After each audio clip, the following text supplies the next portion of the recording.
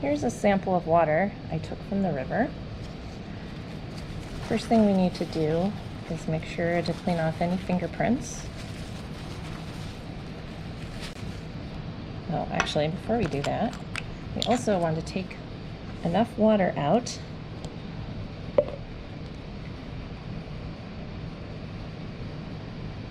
so that the meniscus is right at the top or above of the line, the white line. And then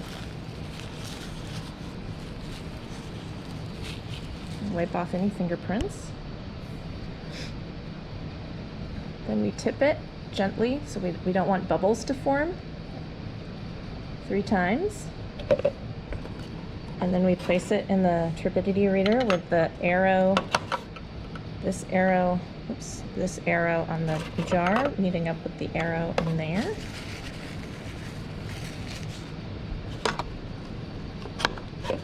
And then close the lid. And then we just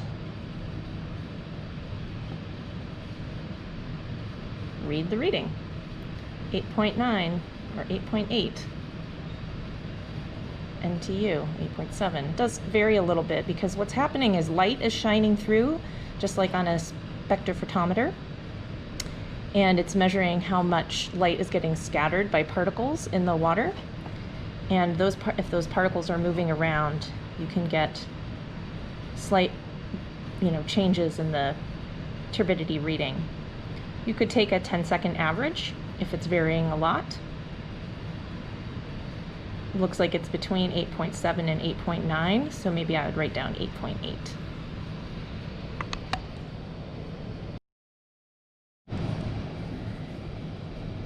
After measuring the turbidity, use the same vial to measure the conductivity of the water using the vernier conductivity probe.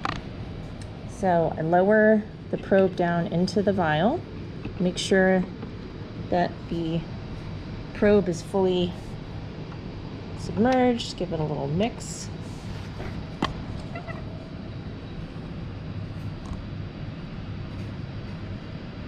And then again, you take a reading. If it's fluctuating a lot, again, you could take a 10-second average, or you can just kind of estimate by watching it for a little while what you think is the most common measurement.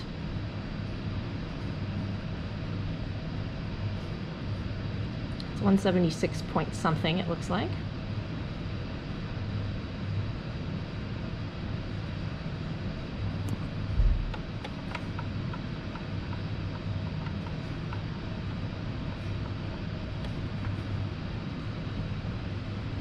Just stirred it around again. Maybe about 176.3. And as always, between measurements,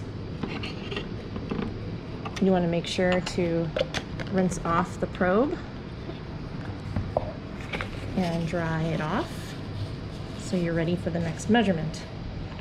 At this point, I've measured everything I need for conductivity and turbidity, so I can dump out the water and then clean and reuse my vials for another time.